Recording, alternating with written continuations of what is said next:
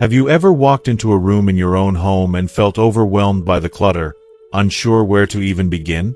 It's a feeling many seniors know all too well, the quiet struggle of holding onto memories, yet feeling weighed down by the things around us. I've been there myself, standing in front of a closet packed tight, wondering how it all got so out of control. It's tough to let go when each item holds a story, but living with that clutter doesn't have to be your reality. Here's the good news. There's an easy, gentle way to clear the chaos without sacrificing what truly matters.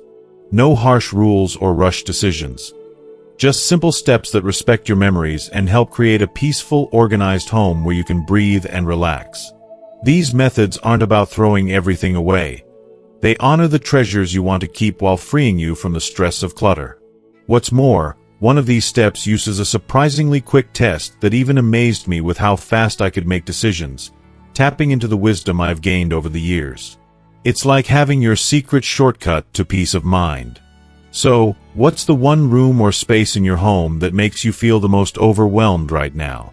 Share it with me below, because you deserve to live lighter, happier, and with more space for the things and people you love. If you are not subscribed, subscribe and activate the notification bell so you don't miss any videos. If you like the topic of this video, please comment 1. Now, let's begin. 1. Memory box method. It often begins with a quiet ache, a room you rarely enter, a drawer that's been jammed shut for years, or a closet so full the door barely closes. Maybe it's your husband's old workshop, the den where your children used to play, or just the hallway cabinet where you keep all the odds and ends for someday. For many of us, especially as the years pile gently on our shoulders, the objects in our homes become more than just things. They are keepers of love, loss, milestones, and even regret. I remember meeting Catherine, a retired teacher with a bright laugh and a home full of stories. Her late husband, Bill, was a carpenter. His tools, books, and favorite flannel shirts still claimed an entire room 2 years after he passed. The door stayed closed most days. "I just can't face it," Catherine told me, her hands trembling slightly. "It feels like giving up on him if I start moving things around." She wasn't alone in that feeling. I've heard it from so many seniors. We want to honor the people we love and the lives we've built. And yet, every object that tugs at our heart also tugs at our energy, our space, and sometimes even our joy. But what if there's a way to keep the love, while letting go of the weight? That's where the memory box method comes in. It's gentle, it's practical, and most of all, it's kind to your memories and your heart. Let me walk you through how Catherine found peace, one memory at a time. She started with 3 boxes, one small, one medium, and one large. The idea is simple but powerful. Sort everything connected to a person or a chapter of your life into these boxes. The small box is for the most precious, irreplaceable treasures. The medium is for items that hold meaning but not as deeply. The large box is for everything else you're not ready to decide on just yet. This method doesn't rush you. It gives you permission to pause, reflect, and honor each item for the story it carries. On the first day, Catherine set a timer for just 15 minutes. That's it.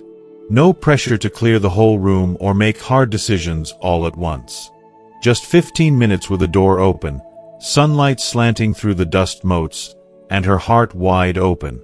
She picked up Bill's old hammer, the one he used to fix her garden gate. Into the small box it went.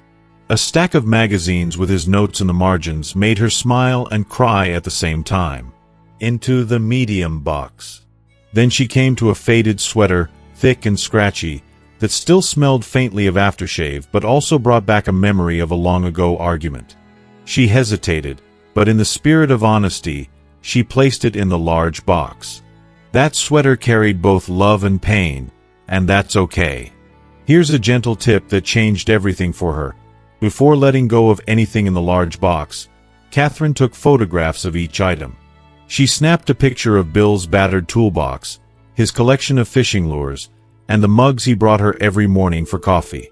These photographs became a memory album, a new way to keep the story without keeping the stuff. When she felt ready, she donated the tools to a local trade school, knowing they'd help another young carpenter just starting. That one small act brought her more peace than she expected. She was still honoring Bill's memory, just in a different way. The process took 4 days. Not weeks, not months. Day 1 was sorting. Day 2, taking photos and building the memory album. Day 3, making the tough calls and packing up the donation boxes. Day 4, bringing those items out of her home with gratitude, not guilt. By the end, the room was lighter. So was Catherine. She kept 15 items from a collection that once filled the whole space. But what she gained was so much more.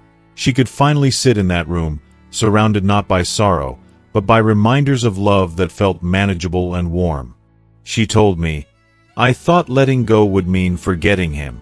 But it feels like I remember him even more now because what's left is what truly mattered to both of us." What's remarkable is that the memory box method works not just for grieving a loved one, but for any life chapter you want to honor and gently move beyond. Maybe it's your children's old toys, your career awards, or even stacks of holiday cards from decades ago. The process respects the importance of each item and the emotional journey you're on. There's a quiet wisdom in this method. It doesn't force you to choose between heart and home. It asks, instead, what's the real story here? What do I want to carry forward, and what can I set down? And every time you set something down, you create a room, not just in your closet or spare room, but in your spirit. I've seen the change in so many seniors after trying this. There's a lightness that creeps in, slowly at first, then all at once. Less time spent shuffling boxes or worrying about what's behind a closed door. More energy for afternoon walks, phone calls with grandchildren, or just sitting with a good book in a sunlit room. If you're facing a room that's become a monument to memories you can barely touch, I invite you to try this. Start small. Take a breath. Permit yourself to feel every feeling. Sadness, joy, even relief. They're all valid, and they're all part of this gentle transformation. And if arthritis or fatigue makes the sorting tough, ask a friend or family member to help with the lifting and carrying. You can still make the decisions, but you don't have to do the physical work alone. This process is as much about self-care as it is about decluttering. Perhaps the greatest gift of the memory box method is what it does for your sense of self. By consciously choosing what to keep, you're choosing which parts of your story to highlight, and which to let rest. You become the curator of your legacy, not weighed down by it, but illuminated by it. I remember checking in with Catherine a month later. That once closed door was open wide. The room had become a quiet reading nook, with a view of her garden and just enough space for her favorite chair. The small memory box, now tucked on a shelf, held the hammer, a wedding photo, and a faded letter. The medium box fits neatly in the closet, easy to reach when she wants to take a trip down memory lane. The album of photographs rested on the table, and every so often, she'd thumb through it, remembering not just Bill, but all the laughter, effort, and love they built together. She told me something I'll never forget. For the first time since Bill passed, I feel like I can breathe in here. My memories aren't hidden behind a locked door anymore. They're part of my life, right where I can see and celebrate them. So, if you have a room, a closet, or even just a drawer that's filled with the past, remember this. You deserve a home that honors your heart without weighing it down. Let the memory box method guide you gently, one memory at a time, to a space that feels lighter, brighter, and truly your own. 2. Grandparent Gift Test. There's a curious thing that happens as we get older. The things we own begin to multiply. Slowly at first, then all at once. Mugs accumulate in the back of cabinets. Spare blankets fill the guest closet, and trinkets from travels and birthdays pile up on the shelves. For years, we hang on to these bits and pieces, thinking maybe someone will need this. or it would be a shame to let it go. But then, one day, you open a drawer or walk into a cluttered room and realize, the stuff is winning. The space that should comfort you is crowding you instead. And suddenly, it's not so easy to remember why you kept all these things to begin with. That's where the grandparent gift test comes in, a little trick I learned not long ago and one that changed everything about the way I look at my belongings. It's simple, it's honest, and it's a little bit fun, once you get the hang of it. More importantly, it honors something we've all worked hard for, wisdom about what matters. Let me take you back to a morning not so long ago in Catherine's kitchen. The same Catherine who struggled to sort her late husband's things now found herself staring down a mountain of coffee mugs. Some were chipped and faded, souvenirs from forgotten places. Others had been gifts, pretty enough but never used. Then there were the ones she liked, the mug with a bluebird painted on the side, the sturdy white one that fit just right in her hand.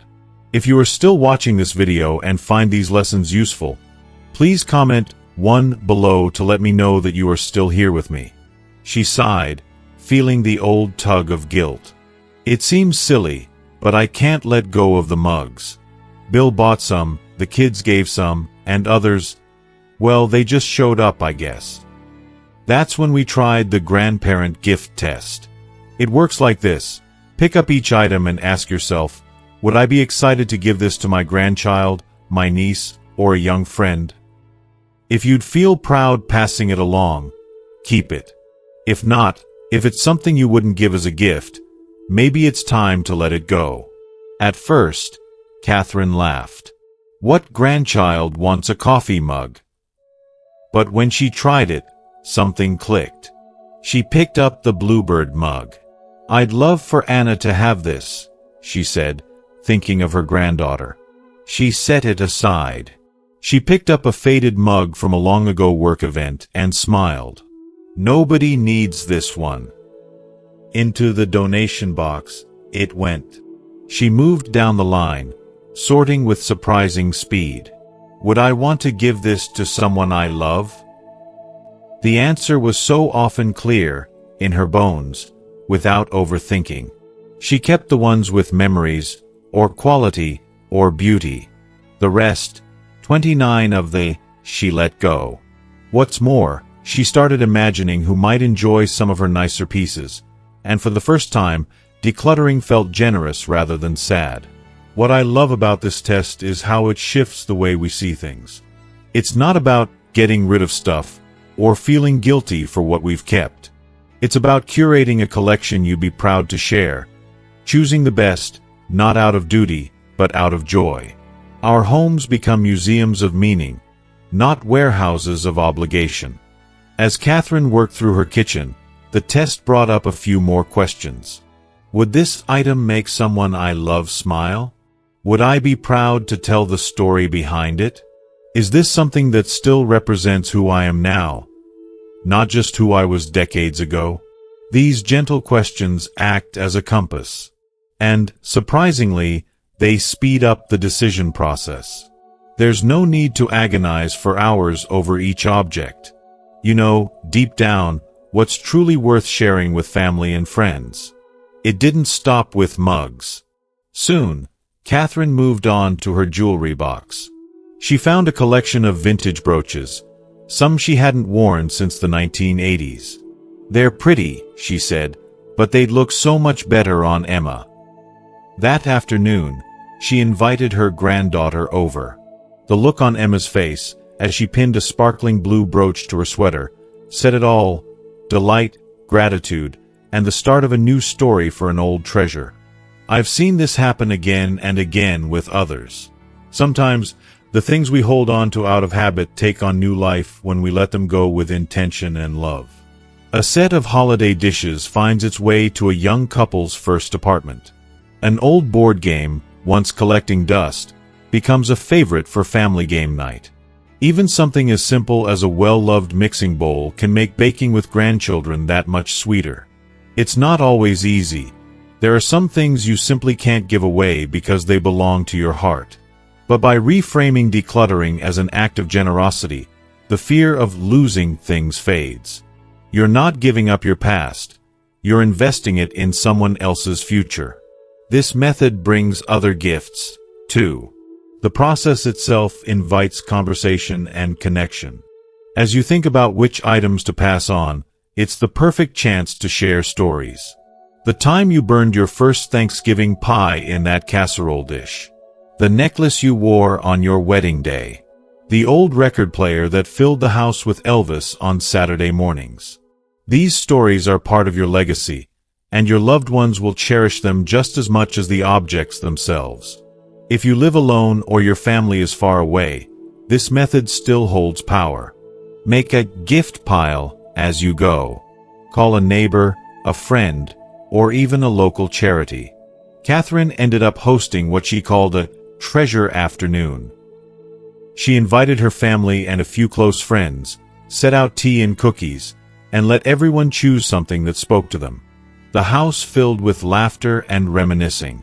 By the end, she said, "It feels lighter here, not just in the rooms, but in my heart." The grandparent gift test isn't about perfection.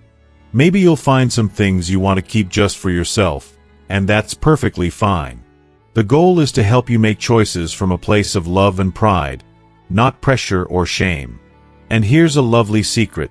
The more you give, the more connected you feel. There's something about watching a loved one cherish what once meant so much to you. You see the story continue, the memories passed on, the laughter echoing in a new home. You realize, maybe for the first time, that your value has never been in the objects themselves, but in the love, wisdom, and care you share. So, the next time you find yourself hesitating over a drawer full of trinkets or a closet full of keepsakes, try the grandparent gift test. Ask yourself, would I be proud to give this away? Would this make someone I love happy? Let your answer guide you. Celebrate the things that truly matter, and release the rest with a grateful heart. And when you do, don't be surprised if your home feels brighter, your step a little lighter, and your heart more open to new memories and new joys still to come. After all, the real gift isn't in the things. It's in the giving, the sharing, and the love that never leaves us, even when the clutter finally does. 3. 1-year reality check. Sometimes we keep things simply because they've always been there. It starts small, an extra kitchen gadget, a cardigan you swear you'll wear again, a set of plates tucked away for the right occasion. But year after year, these items settle in like old friends, their stories fading into the background as life keeps moving forward. Before we know it, closets overflow, cabinets bulge, and we find ourselves dancing around boxes just to get to the window for a bit of sunshine.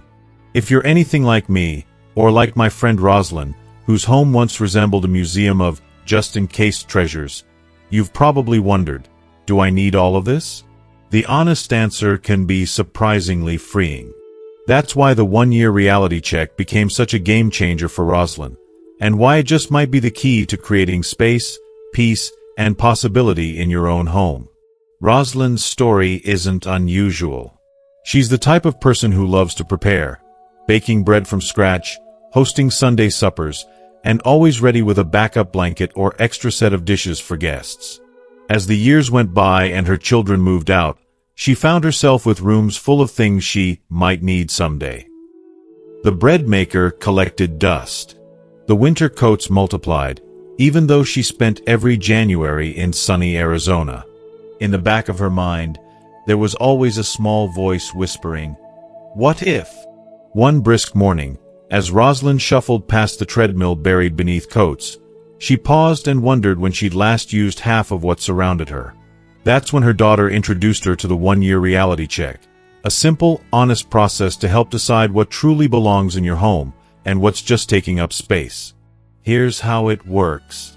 For 1 month, Rosalind placed a small, colorful sticker on every item she suspected she hadn't used in a long time. Each time she used something, a casserole dish, a sweater, even a pen, she removed the sticker. At the end of 30 days, anything that still wore its sticker had officially gone unused for at least a month. The real question, though, was this: had she used it at all in the last year? Statistically, If you haven't used something in the last 365 days, the odds are slim that you'll need it in the next year. For Rosalind, that realization was both sobering and empowering. She looked at her closet full of just-in-case dresses, knowing she hadn't worn most of them since before her retirement party. Her bookshelves sagged under the weight of novels she promised herself she'd read someday, even though her tastes had changed. Her kitchen boasted gadgets and pans for elaborate meals she no longer had the energy or desire to make. The process became a journey of self-discovery. Each sticker left after a month told a tiny truth. The bread maker. She'd bought it with dreams of becoming a home baker, but in reality, she much preferred buying a warm loaf from the little bakery down the street. The treadmill, once a symbol of good intentions, now served as a coat rack. She realized her exercise had shifted to gentle morning walks with her neighbor, Ruth, who always had a new story to tell. One of the hardest parts, Rosalind confessed, was letting go of the person she thought she might become. For years, she held on to professional outfits and teaching materials, mementos from a career that brought her pride. But as she sat surrounded by lesson plans and file folders, she understood her days in the classroom were a cherished chapter now closed. By keeping these relics, she was holding herself back from fully embracing who she had become: a grandmother, an artist, a friend, a woman ready for new adventures. If you are still watching this video and find these lessons useful, please comment 2 below to let me know that you are still here with me. The 1-year reality check also helped Rosalind get honest about her lifestyle today, not the life she lived decades ago. Did she need 3 slow cookers, or was one for family gatherings and one for church potlucks plenty? The stacks of linens that never saw the light of day, why keep them when her favorite set was always on the bed? She asked herself, if I needed this, could I borrow one from a neighbor or buy a new one with little hassle? More often than not, the answer was yes. With each item she let go, Rosalind felt a weight lifting. The closets that once overflowed now held only what she used and loved. She cleared out a hall closet and transformed it into a bright art nook, a place where she could paint without squeezing between boxes. The dining room, once so crowded with extra chairs and formal dishware, became a sunny space for family game nights and afternoon tea with friends. There's a particular kind of freedom in this process, a feeling of lightness and possibility. With every bag packed for donation or every shelf cleared, Rosalind gained not only physical space but mental clarity. She no longer spent precious time searching for lost items or shuffling boxes to get to her favorite things. Instead, she found herself spending more time on what truly mattered: painting, connecting with her grandkids, and hosting neighbors for cookies and laughter. It's important to remember that the 1-year reality check is not about judging the choices of your past. Every item in your home had a purpose once. Maybe it made life easier, brought you joy, or simply served as a security blanket through life's uncertain chapters. There's no shame in that. This process is about honoring who you are today and giving yourself the grace to let go of what no longer serves you. Of course, there were a few what-if moments. What if I need this dress for a special occasion? What if the grandkids want to play with these old games? Rosalind learned to weigh these questions against the reality of her day-to-day life. If a true need ever arose, she knew she could find a solution. Until then, she chose space and simplicity over worry and what-ifs. As she finished, Rosalind found treasures she'd forgotten: letters from old friends, family photos, a child's crayon drawing tucked inside a book. These she kept, not because she had to, but because they still sparked genuine happiness. Everything else, she released with gratitude. When I visited months later, her home felt transformed. Each room breathed, flooded with light and warmth. The art nook displayed her latest watercolor, the living room had space for grandchildren to spread out games, and her kitchen counters gleamed, ready for spontaneous baking. Rosalind, who once felt burdened by her things, now moved freely through her home and her days. The 1-year reality check isn't just about organizing stuff, it's about making room for life. It asks you to trust that your needs are different now, and that's not just okay, it's beautiful. It invites you to be honest, brave, and kind to yourself, to release the weight of maybe and someday, and to embrace the joy of living fully in the present. So if you find yourself standing in a crowded room, uncertain where to start, try the 1-year reality check. Mark your items, watch what you use, and permit yourself to let go of the rest. With each thing you release, you create space for new memories, new adventures, and the peaceful home you've always deserved. 4. Room rotation technique. There's a unique kind of tiredness that sets in when you try to tackle a lifetime of belongings all at once. Maybe you felt it yourself, standing in the middle of your living room, surrounded by piles and boxes, not sure whether to start with the photos, the paperwork, or that mysterious drawer of old cables and batteries. The truth is, for many seniors, the idea of decluttering your whole house can feel overwhelming enough to make you want to close the door and pretend the mess isn't there at all. That's exactly how Rosalind felt on a gray Wednesday in March. The sun was stubbornly hiding behind clouds, and she was determined to finally make some progress. She started in the hallway, thinking, if I just work hard all day, maybe I'll get it done. But after 2 hours of sorting, moving, and wrestling with boxes, her back ached and her spirits sagged. By lunchtime, she'd barely made a dent, and the sense of defeat was heavier than any box in the house. It's an easy trap to fall into. We think that to get things truly clean and organized, we have to attack the whole house at once. But what if instead, you only needed to focus on one small victory at a time? What if you could build momentum by celebrating each room you finish, no matter how small? That's the heart of the room rotation technique. And it just might be the sanest, kindest way for seniors to reclaim their homes, one manageable step at a time. The first thing to know is that decluttering doesn't have to be a marathon. It shouldn't be. Our bodies, and our hearts, need gentle, steady progress, not exhaustion. Rosalind learned this when her daughter suggested she try rotating rooms, tackling one space at a time, celebrating each win, and only then moving on. She was skeptical at first. Couldn't she just push through and be done?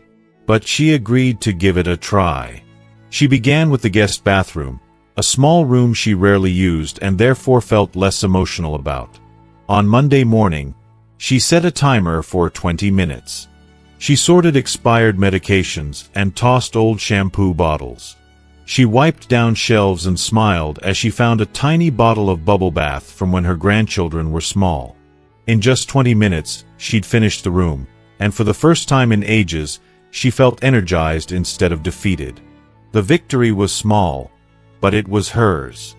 That afternoon, she took a break and made a cup of tea, savoring the sense of accomplishment. I finished something, she thought, and that feeling carried her through the day. The next day, she did 20 more minutes in the same room, this time going through the first aid supplies and making a list of things to replace. By the end of the week, the guest bathroom sparkled and was ready for visitors, a small oasis of order and calm. With that win under her belt, Rosalind moved on to the kitchen, a room with a bit more emotional weight. She started with the easy stuff, expired food, chipped mugs, duplicate spatulas. Again, she set her timer for 20 minutes a day. Each session brought more progress. On Wednesday, she sorted through gadgets and appliances she never used. Goodbye, second slow cooker. On Thursday, she went through the junk drawer, finding 3 sets of keys no one could identify. By the end of the week, the kitchen counters were clear, the cupboards organized, and for the first time in years, Rosalind could find her favorite teapot without digging. The next week, Rosalind took on the living room, which had slowly filled with magazines, photo albums, and decorative knickknacks over the years. This time, she asked herself what brought her joy in that space. Did she need all those throw pillows? How many vases did she use? She made room for her painting supplies, set up a cozy reading chair near the window, and let go of items that no longer fit her life. Each room came with its own challenges and rewards. The attic, full of holiday decorations and boxes from years past, took a little more effort, but by then, Rosalind had learned the most important lesson of all: progress, not perfection. She rested when she needed to. She listened to music or called a friend while sorting. She celebrated each finished room by lighting a candle or arranging fresh flowers. Each space became a little sanctuary, a reflection of who she was now. One of the best parts of the room rotation technique is how it helps you manage your energy. Seniors know better than most that there's no sense in pushing your body past its limits. 20 minutes a day is just enough to make progress without feeling worn out. If you get on a roll, that's wonderful, but when the timer goes off, you stop, even if you think you could keep going. This gentle rhythm keeps the task from becoming a burden and ensures you'll come back to it tomorrow. Another unexpected benefit? Emotional breathing room. Moving from one room to the next, you have time to process the memories and emotions that inevitably surface. If sorting through your late spouse's belongings in the bedroom is too hard, you can switch to the laundry room or the hallway for a while. There's always a lighter room to balance out the heavy ones. The sense of visible progress is a powerful motivator. Every finished room is proof that you can do this. You see the results, you feel the difference in the air, and it inspires you to keep going. Rosalind found that by the time she circled back to the first rooms, maintenance was easy. Just 5 or 10 minutes to tidy up because the big work was already done. Best of all, this method creates lasting change. Instead of having a house that's almost organized, but never quite finished, you have real, usable spaces that support your life now. The guest bathroom is always ready for visitors. The kitchen is a pleasure to cook in. The living room welcomes friends for coffee and conversation. Even the storage spaces breathe easier, holding only what's truly useful or cherished. Looking back, Rosalind marveled at how much lighter she felt. She'd thought decluttering meant giving things up. In truth, it meant gaining so much: clarity, comfort, confidence. She spent less time searching for things, and more time enjoying her home. Family and friends noticed the change, too. The house felt open, welcoming, and peaceful. If you're feeling stuck or overwhelmed, remember that you don't have to do it all at once. Start with the easiest room. Set your timer. Celebrate every victory, no matter how small. When you're ready, move to the next room. And if you need to take a break, that's fine. This is your home, your journey, your pace. In the end, the room rotation technique isn't just about organizing spaces.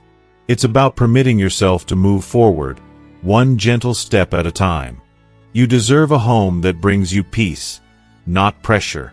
And with a little patience, a bit of planning, and a lot of self-kindness, you'll get there, room by room, day by day, until every corner of your home feels like a fresh start. 5. Legacy method. If you've ever found yourself gazing around your home and wondering, what story will this place tell when I'm no longer here? You're not alone. With every passing year, the question of legacy grows a little louder. It's not just about what you'll leave behind, but how you want to be remembered, what you wish to pass on, and what you hope your living space will say about the chapters you've written and the life you still want to live. This is the heart of the legacy method. Unlike any other decluttering approach, the legacy method isn't about getting rid of things for the sake of tidiness. Instead, it invites you to become the author of your own story, one where every room, every keepsake, and every space carries your values, dreams, and memories forward. I think of Rosalind, who spent her early years as a teacher, and the rest as the gentle matriarch of her growing family. By the time her grandkids were visiting every summer, her home had become a patchwork of memories. Report cards she'd saved from her students, her mother's hand-stitched quilt, the watercolor paintings from her first attempts at art. As time passed and the house filled up, Rosalind realized she wasn't just curating stuff, she was curating her legacy. The first question in the legacy method is as honest as it is profound. What story do I want my home to tell about me, and what truly matters to me now? Take a slow walk through your own home and pause in each room. Ask yourself, what do I hope people feel when they visit? Maybe you want your home to be warm and welcoming, full of laughter and sunlight. Or perhaps you want it to be peaceful and reflective, a place where memories are honored and your unique journey is visible in every corner. If you are still watching this video and find these lessons useful, please comment 3 below to let me know that you are still here with me. The second question is about purpose. What activities do I want my space to support? Rosalind thought deeply about this. She realized she wanted her living room to be a gathering space for game nights and storytelling, her spare room to blossom into an art studio, and her kitchen to remain the heart of her home, where recipes old and new were shared with family and friends. And then comes the forward-thinking question. Who do I want to become in this next chapter, and what would make me proud to show this space to someone I love? These questions help you move past keeping things just because, and instead, encourage you to choose with intention, love, and a sense of meaning. In practice, the legacy method sorts belongings into 3 gentle categories. 1. Items that tell your proudest stories. These are the treasures that, if someone asked, you'd be eager to share the story behind. Rosalind kept her teaching awards, the quilt her grandmother made, and a framed photograph of her standing on a mountaintop, beaming with pride. These items weren't tucked away in a box. They were placed where they could be seen and spark conversation.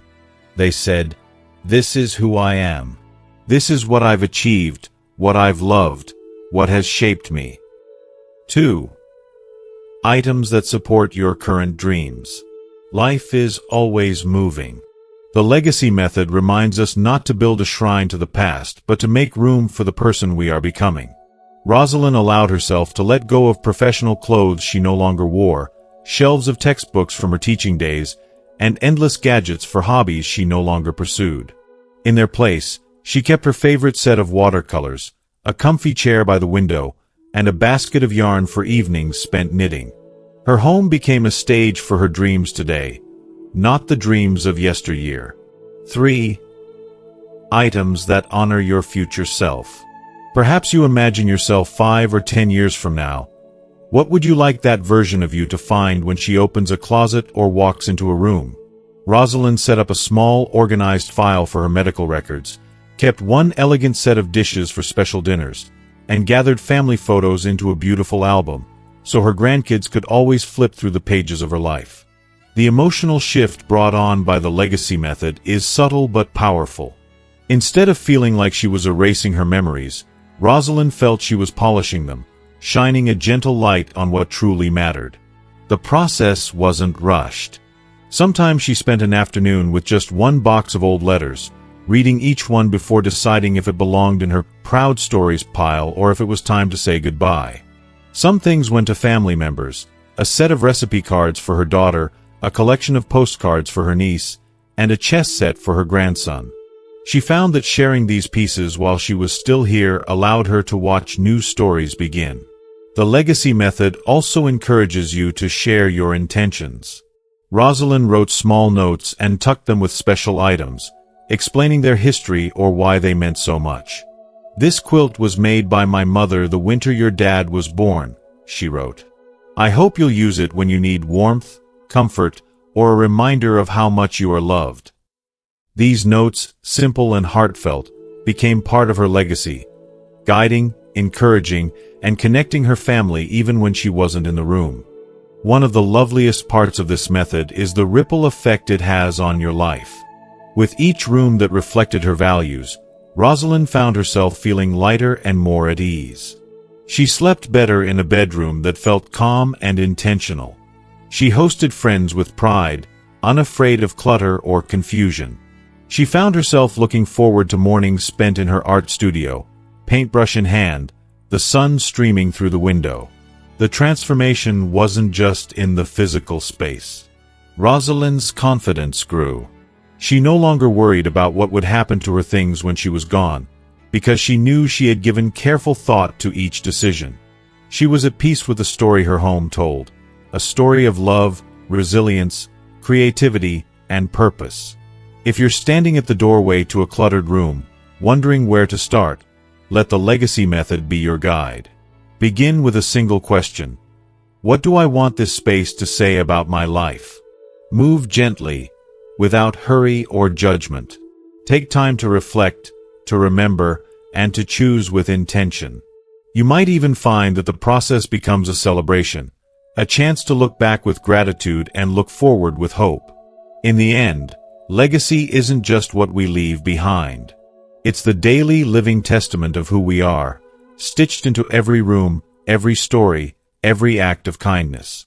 As you create a home that honors your journey, know that you're not just making space for yourself.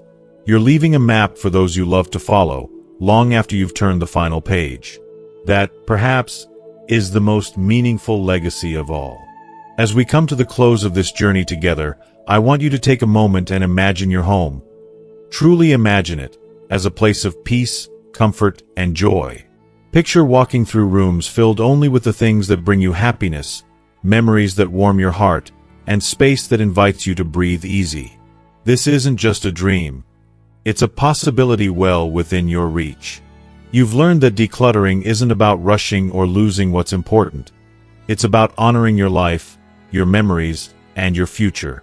Whether it's using the gentle memory box method, the heartfelt grandparent gift test, the honest one-year reality check, the manageable room rotation technique, or the deeply meaningful legacy method, each step is a gift you give yourself. Remember, this process is not about perfection but progress. Some days will feel lighter, others might stir up emotions, and that's okay. You're creating a home that reflects who you truly are today and who you want to be tomorrow. I invite you to share with me below. What's one thing you've learned that you're ready to put into practice? Which room or space feels like your next step toward peace? Your story matters. It might inspire someone else just like you. If this video has given you hope or sparked a new idea, please leave a comment, like, and share with friends who might need a little encouragement. Don't forget to subscribe for more gentle, heartfelt tips to help you live your best life in your golden years. You deserve this peace, and your journey is just beginning.